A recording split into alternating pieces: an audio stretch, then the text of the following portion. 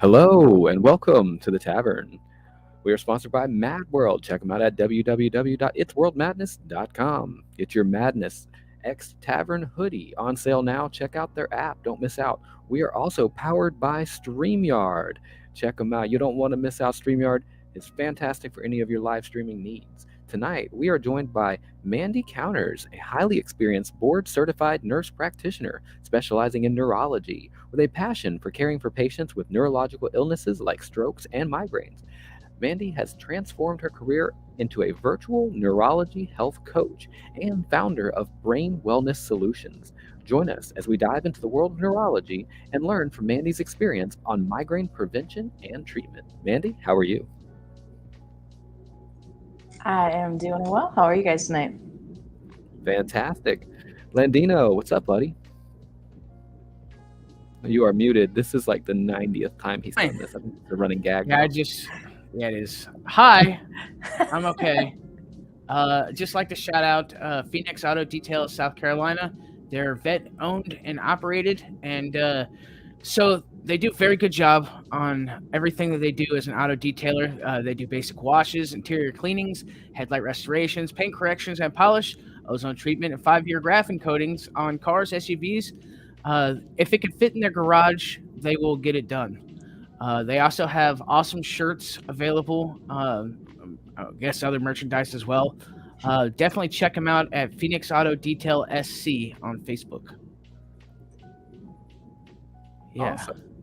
Thanks for the shout out. Didn't see that one coming. Love you guys over at Phoenix Auto Detailing. Landon decided to pull one out of his hat tonight. So, Mandi, we have quite the list of questions for you tonight. So let's get started. Sounds good. I know you summarized, or I know we summarized what you do in the intro, but would you like to give us a little more about yourself? Sure. So I have been in the healthcare field since 1999, so since the last century. I started as a nursing assistant, worked my way up to bedside nurse management, and then now nurse practitioner for the last 11 years. Almost all of that time has been in neuroscience to some extent. And I fell in love with brains years ago, and absolutely just that's been where I've been the whole rest of the time, because it hit me hard, and I found my place in life. So. That's kind of me. I love it. I am a person who suffers with frequent headaches. Typically, I will get really bad headaches behind the eyes and tension headaches from behind the shoulders, and a lot of times that will also trigger my vertigo. So it's a Finagrin and a blanket and a pillow over my eyes, and I'm out for about 2 hours, and then I feel a little bit better. But boy, they hit quick and they hit hard. They sure do. Yeah. I actually started having headaches when I was in my teens as well. So we have migraines that run in our family. And that was part of the reason why I wanted to help other people, was because I wanted to be able to share the things that I learned to help myself and get that out there to help other people that suffered from the same kind of issues. Nice. So could you explain the difference between a migraine and a headache? Yeah, so a lot of people do call most headaches just headaches, and some people call it headaches that are tension headaches, migraines. So the big difference is kind of where they hit in your head and what kind of other symptoms come along with them. So the textbook migraine is somebody that has pain on one side of their head that can have what we call an aura beforehand, where they get some sort of sensation, whether it is a sensory type of thing, they get numbness, tingling, they can have troubles with speech, they can get dizzy as well, or have flashing lights in their vision beforehand. And that's usually kind of a trigger that it's a migraine and not a regular headache. Tension headaches don't typically come with those things as those precursors, or auras as we call them. Then the textbook migraine will have sensitivity to light, sound, and or smell. Could be all three of the above. People generally need to be in a dark room and quiet, be away from everything else, and then that headache goes away. Oftentimes people will also have nausea and or vomiting with it too. So you don't have to have all of those to have the classic migraines, but that's kind of the textbook definition of what a migraine is. Whereas a regular headache, a tension headache, a lot of that comes in the neck. sits in the neck and the shoulders, especially if you're on a computer all day long, you're using your hands all day long, looking at screens all day long as well. So when you're looking at those screens, those blue lights can mess with our sensations a lot too and cause a lot of tension, stress, headaches. If you're that's in a stressful career, for example, too, that tends to cause a lot more of those stress headaches. Sometimes people do get a little bit of the light, sound, smell sensitivity with those too, but it generally doesn't get as big and as impactful as the migraines do.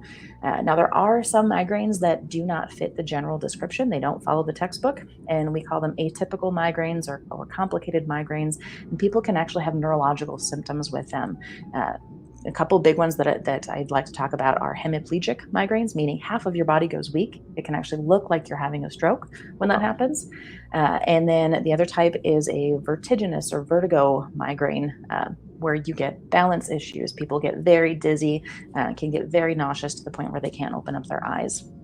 And those are two specific types of migraines, but definitely much more scary versions, especially if people have had normal, typical migraines all the way along in life, and all of a sudden something changes and their migraines switch to something else.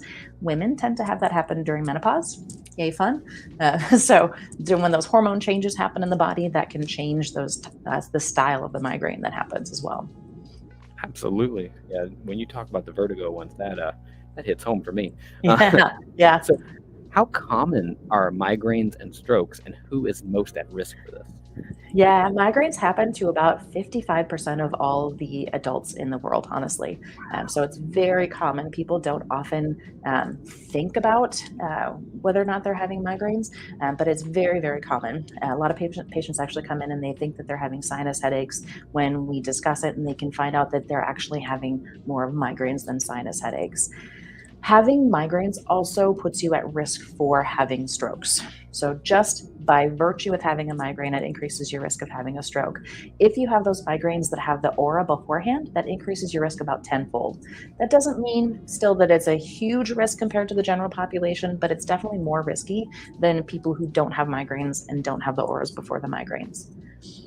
So things that trigger migraines can also be things that trigger strokes, honestly. So when we're talking about things that trigger migraines, so things that trigger them tend to be lack of sleep, dehydration, stress, and not getting enough protein in your diet. That can be a huge one as well. So especially people who are vegetarians, vegans, if they're not careful about getting those vegetable proteins in their diet, they can actually have a lack of protein and protein deficiency that can lead to headaches and migraines also. So those are kind of the big triggers of migraines. The sleep is a big one for me. Nutritional, definitely. We see a lot of dietary triggers for migraines, one of them being alcohol, sadly, but also chocolate. And really, yep. And then there are these things called nightshade vegetables. Nightshade vegetables are like onions, peppers, paprika, eggplants. Stuff in the nightshade family? Yeah, the stuff in the nightshade family. Yep. A lot of people don't know what that family is, but yeah, that's definitely can be a trigger for some people. So those are kind of the big trigger points for that. When we talk about things that are also risky for stroke, some of the big things we talk about are things that you can modify versus things that you can not modify. The things you can modify are things like blood pressure, your diabetes. You can control those things. You can modify your exercise level. You can modify sleep issues. So if you have sleep apnea, if you treat it, that's modifiable. If you smoke, drink alcohol, any of those things, you can modify that. Smoking is one thing that you typically need to get completely out of your system. Alcohol, moderation. Cheers to that, right? Yep. Cheers to that. Yes. And then things that you can't modify. You can't modify your age. Sorry, but we just can't do that. There is no fountain of youth. So as we get into the 70s, 80s, decades of life and farther out, we increase the risk of having strokes. As we have family issues, we can't change whether or not our parents had strokes. We can't change whether or not we had a previous stroke. And although there are gender reassignment surgeries, it still does not change your risk. So if you were born genetically male, that's going to increase your risk of having migraines rather than if you were born genetically female, regardless of how you express those genders. So that's definitely a risk factor as well, until we get to kind of that menopause stage, and then the lack of hormones kind of equalizes males and females at that point. Okay. good to know. I didn't realize that there was such a big difference when it came to that. There is. Yep. Let me see here. So, how are migraines and strokes diagnosed? Migraines are a thing that is diagnosed mostly clinically. So there's not a specific thing that we can do to diagnose them other than getting a really good history and physical on a patient. So when I see a patient for the first time, if they come in and they're experiencing migraines, one of the first things we do is get head imaging, preferably with a brain MRI, to make sure there's nothing structural that's causing it. And then beyond that, we look at, I ask patients to keep a headache diary. So we keep track of their sleep, their stress levels, what they eat, and then when those headaches happen, how often they happen. So we can look at all the different triggers, we can look at the symptoms that they're experiencing and decide whether or not it's a true migraine or whether it's like a tension type of headache. Gotcha. Whereas, yeah, so if somebody's having a stroke, that's one of the big differences. If somebody's having one of those like hemiplegic migraine where they get really that numbness, tingling, weakness on one side of the body that looks like they're having a stroke, that brain MRI is going to be really helpful also. So a lot of patients will come into the ER having those kind of symptoms, thinking that they're having a stroke. And we get all the history and on when did it start, and we try to think of, are they having a stroke? Because if they are, we want to treat them right away. Yeah. But we can identify it really early on. Even really early stages of a stroke, we can identify changes on the brain with an MRI. The CT scan is kind of the gold standard of what we do, but that really tells us if somebody has had one longer than that or if they've had a bleed on their brain. If we look at the MRI, that can actually tell us if a stroke is happening right now, versus if there's no changes on the brain in that MRI and they have these symptoms, then that tells us it's probably something else, possibly a migraine instead. Absolutely. I know for me, I think headaches, I don't know that I get migraines because I didn't know that a migraine, traditionally was only on one side. I did not know that. Yeah. So I think mine are definitely headaches, but I'm really surprised that they trigger my vertigo the way they do without being migraine related, if that makes sense. You horny man, you. Welcome back. What can we do for you? Miss Robot wants to know what about spinal strokes? And Yeah. what's that? So spinal infarcts, the infarct is the fancy term that we use for stroke. Spinal strokes can happen. It's more often to happen if there's been some sort of trauma to the stroke or to the spine. That can happen either with potentially sometimes with spinal injections, or if somebody's actually been in some sort of car accident or trauma that way. It's not typical for a spinal stroke to happen without some sort of trauma prior to it.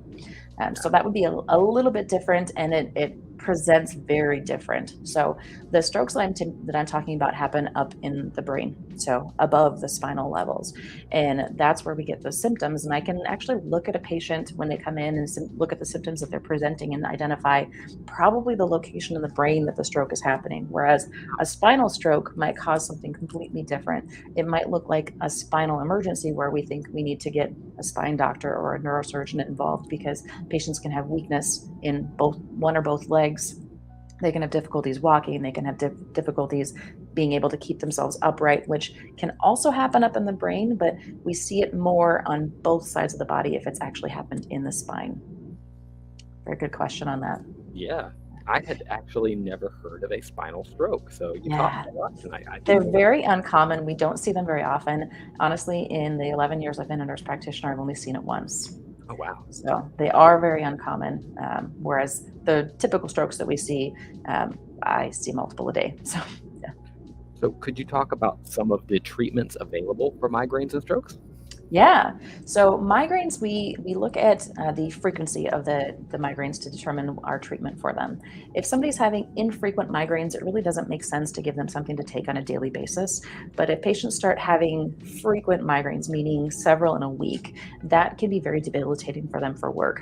So then our typical medication things that we look at are there are 3 different classes of preventive medications that we can use. One is a seizure medicine, one is actually an antidepressant, and then there are cardiac or blood pressure medications. So those are kind of the 3 typical classes that we look at, and we'll take it on a case-by-case basis. If somebody also has anxiety, depression, that anti-anxiety, antidepressant medication might be a good place for them to start. Okay. But we usually start with lower doses on all 3 of these, and we would use them for their typical purpose. But those are the kind of the 3 general classes that we use. Okay. If somebody's having an acute migraine right now, they need treatment at the moment to come into the emergency room. There's usually an IV cocktail that we give that typically includes one of those seizure medications plus a steroid. And then possibly magnesium with it as well. I really love magnesium as an acute treatment as well as a preventive treatment because so many of us are really low on magnesium and it's really easy to replace. So a nice And then magnesium supplement might just be magnesium supplement. want to add to your diet. Absolutely. I am a huge proponent of vitamin supplements wherever we can. A lot of people, I try to do that holistic treatment instead of just the regular Band-Aid treatment. So when we look at a lot of patients that have migraines, a lot of them are deficient in vitamins, specifically vitamin D, magnesium, and some of the B vitamins. So I often will start by checking levels of all three of those and making sure that we have the appropriate levels in the patients. Whereas your primary care provider will look at those levels and they give a range on all of them. Generally, if you're in the low end of that range, your primary care provider is going to say, oh, you're normal. And then they're not going to supplement. Whereas for migraine prevention, I really want you at the top end of those ranges. So that's where you really need to be to have a healthy level so that you're preventing some of those migraines from even happening. I hear that. So, yeah, yep. And then vitamins, I love vitamins. I take them myself to treat my own migraines or prevent them, actually. So I know that if I have missed a couple days, that's also could be a trigger for me because my levels will start to drop. So it's pretty quick on that one. Yeah. Treatment for stroke is going to be very different because it also depends on when the patient presents. So if somebody's having a stroke, we have typically a 3 to a 4.5 hour window of treatment where we can give them acute treatment on the spot in the emergency room and stop that stroke from happening. But it has to be from the time the symptoms start to that 4.5 hour mark at the max. Because if we go anything farther than that, the brain vessels are actually very fragile and we can cause a bleed in the brain. So we don't want to cause problems. We just want to make people better. If people present outside of that window, then we provide therapy. We look at the why to try to figure out why they had the stroke and how we can prevent it from happening in the future. One of those things might be the migraine. It could be. And Mama Neptune, yes, that's kind of the key takeaway is that taking your vitamins daily could help prevent your migraines. That's a good place to start. Absolutely. Yep. And I mean, I'm not the one here that's the neurologist, but I would say a nice big glass of water to go with that probably can help you too. Oh, heck yeah. So, yeah. So there are several things that I recommend. Water is absolutely one of them. So it's while we're on that, other than vitamins and water, are there any other like natural, household remedies that people could look into if they're really big on not touching medication, so to speak? Is there anything else they can do to help? Yeah. Yep. So I do want to talk about the water just a little bit more because I didn't really expand on that one. With water, when we talk water, people often wonder what counts as water. Really anything that does not have caffeine that's clear. So water, herbal teas. If you are big into drinking broth counts as well. So a lot of people don't realize that counts as water intake as well. The big thing is making sure you're getting enough. So when we grew up, we were always taught 8-ounce glasses of water. Well, for most people, that's fine, but that's not really going to get all of your needs. The better measurement is about half your body weight in ounces of water. So take your body weight in pounds, divide that by 2. That's how many ounces of water you should have in a day. So if that's not kind of a tip for some people to want to lose a few pounds, that might help also, because then you don't have to drink as much water. But it seems like a lot of water, and it really is. But starting when I drink a lot of water, but that still sounds like not as much as I drink. Yeah, so I have a Nalgene of like those big liter bottles, and I bring that with me, and I try to. My goal is to drink 2,000 a day, and that's about what I should have. Wow. Yeah, so it's a lot. So I tell people to start in the morning. Start when you first wake up in the morning. Start drinking water and sip throughout the day. Stop around dinner time so that you can get sleep. Because the other big thing is sleep. Making sure that you're getting regular sleep. Most adults need 7 to 9 hours of sleep. So we try to go on less than that, but it's really not a good idea. Try. I do. You can't me right now. I get about 2 hours of sleep in the morning, take care of my toddler all day long, and then get about 2 hours of sleep before I go into work at night. And I've been living on that for I couldn't tell you how long. Yeah. 7 to 9 hours is ideal, and uninterrupted is best. So, best. I'll put that in quotes there for you. It's best. The stuffed animal to the face that says, "Daddy, I thought you were sleeping." Yeah, It's the most uninterrupted I'm going to get. Welcome back. You're very patriotic tonight, Landon. How are you? Yeah. So what would you say to the people who believe in the 4 and 4 for sleeping? So instead of 8 hours in a night, you get 4 hours twice a day. If you can do that on a regular basis, it's probably still okay, honestly, because you're still getting that amount of sleep. In any given sleep period, our sleep cycles are 60 to 90 minutes. So if you're getting less than 90 minutes at a time, you're really not giving yourself justice to get good sleep in, because that whole sleep cycle from start to finish is about 90 minutes.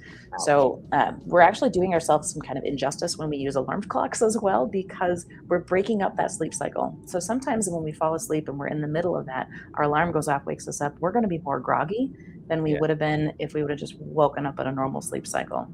Gotcha. So part of that, when you wake up, if you're a person that hits that snooze button over and over and over again, you're not really getting good sleep at that point, because you're just finally getting into a good sleep point when your snooze goes off again. So you're probably going to be more groggy when you wake up than if you were to just wake up the first time that alarm goes off. Absolutely. So yeah. So the number of hours of sleep, even if you can get it in two sessions, that's still probably okay, because you're getting the right amount of sleep. That's when our brain rests. That's when everything heals, and that's when our body gets into good healing patterns. If you're low on sleep, it throws off your cortisol levels. It throws off your stress levels. You're actually not going to do as well maintaining your blood pressure and your blood sugars even throughout the day. And those are also triggers for both stroke and migraine. So, making sure you regulate all that is really good. Yeah. I gotta find a way to get off the night shift. Other things I like to address are stress, and stress is something that everybody experiences, but it's how you choose to deal with the stress that's going to be important. So finding some sort of me time in the day. I like to talk about exercise in there too, because exercise is also a good prevention for both stress or both migraines and strokes. So if you're exercising regularly, that's also going to bring down your stress levels. So that's one way of dealing with that. Other things for dealing with stress would be meditation, journaling, just quiet time, anything that you can do, because we all have stressful lives. That's not going away, but it's how you maintain and manage that stress is kind of the big thing with that. Very understanding. Yeah. I know for me, stress is a lot these days. Between work and the toddler and home life, Yeah. They'll keep you busy. Absolutely. And that's still one of my migraine triggers as well. So when I've had more of a stressful day, I can feel it, because then I can identify that migraine starting to come on. I think for me, at least, most of it, I would say, isn't a migraine, but it's definitely a tension headache. And I feel like I carry that stress in my shoulders, and then it gets rubbed the back of the neck. And before you know it, you're just walking through work like, that last hour needs to be over. Yep, absolutely. So it's just about time for Landon's famous question. You want to come on in and drop the bombshell there, Landon? Sure. Oh, hi, Puddles. So this question really gets a lot of people. It's gotten me 3 different times. It's been used on me anyway. So the question that we ask is, what's one question you wish we would have asked you, and how would you have answered that question? One question I wish you would have asked me. Oh man, there are so many questions that we could have gone on. What do I do for my headaches instead of going to the emergency room? Oh, because that's a really, really good topic. A lot of people don't want to go to the emergency room. They're afraid of going in. They don't know what's going to be done, or they get headaches too frequently, and they just don't want the bill for going in there. One thing that I absolutely love, I mentioned magnesium earlier. If you take magnesium on a regular basis, you can still take extra. Magnesium is one of those supplements that you can't take too much of. Oh, So I recommend usually 800 to 1,000 milligrams a day. Wow. If you're having yeah, right. If you're having an acute migraine and you know that it's a migraine, you know it's not something else, you can actually take 1,000 milligrams of magnesium on the spot. And if you don't have to drive anywhere, take a Benadryl with it, and that will get you sleep. It will treat that migraine, and you'll feel better when you wake up from taking a quick little nap from that. But that's my quick little tip on how to save yourself some money from the emergency room if you know that you're having migraines, if you know that's what it is, and you don't need to go to the emergency room for it all the time. Magnesium and Benadryl. I'd like to say Robitussin because you can't have a migraine if you're in a coma. There are some things you can take too much of, and if you're drinking a whole bottle of Robitussin, that's not going to be a good thing. That's the purple drang. no. No. We do not condone this behavior. We are a tavern, but we are not animals. Well, I would definitely I would like to say thank you for that knowledge, because with those, even though they're not migraines, I would like to think that magnesium probably helps with other headaches, right? Absolutely, yeah. That's going to be my go-to now, because it kind of works like a muscle relaxant. So especially when you have those tension headaches, it's going to help with that too. I would love to be able to get rid of them easier, because for me, it's cold pillow on the eyes, and I just have to hope that Finnegan kicks in and knocks me out. Yeah. And the nice thing about magnesium is there are very few people who can't take it. So that's one lovely part about it, is that I can pretty much recommend it to anybody. Nice. Well, I would like to say, first of all, thank you for being on the show. We had a lot more questions planned for you. We had 21 questions total, but that's hard to fit into a 30-minute episode. It is. But thank you so much for the knowledge, especially the tips. I'm going to try that myself and see if that helps with my headaches. Landon, do you have any final words for our guest tonight? I would like to reiterate and saying thank you, Mandi, for being here. I know we had to reschedule once, and I'm glad we made it happen tonight. I definitely learned a thing or two about migraines and headaches, and I know that a lot of our listeners and followers definitely is going to learn a thing or two as well. To our listeners and followers, thank you for listening and following, and we hope to continue to grow and build and have awesome guests such as Mandi on here. I think thanks for stopping by the tavern. Absolutely. It was fun. Beautiful words as always, Landon. Miss Mandi, do you have any final closing words for our audience tonight? The only other thing I would say is that if you would like more information, I do have contact information on my website there. And some of the things we talked about tonight are also in my little book that I just published. So really quick read on some tips for migraine that would be helpful for any kind of headaches as well. So a little shameless plug for that. Yeah, what's the name of that book? Where can they pick it up? Migraine Help from a Unicorn Nurse Practitioner, and the intro actually explains what a unicorn nurse practitioner is.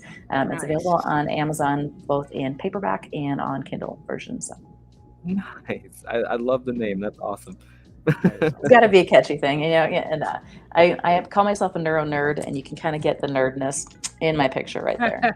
Yeah, and the unicorn. You get the unicorn. And the unicorn, yes. Love it. Gotta have fun with what I do. A unicorn running around. I love it. Well, thank you again so much, Mandi, for being on our show. We'd love to get you scheduled and come back again, because there's plenty of other questions we can go through. We'd love to have more in-depth topic on this. I'd love it. You guys are great. Thank you.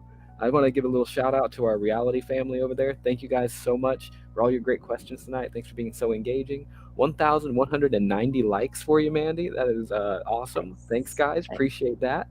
And honestly, to everyone who's out there listening, even if you didn't catch the show live, if you're listening to this on, Spotify, Apple, Amazon, wherever you're listening to it, iHeartRadio, we love you guys out there. Thanks for being a part of our tavern family. And as always, thanks for stopping by the tavern.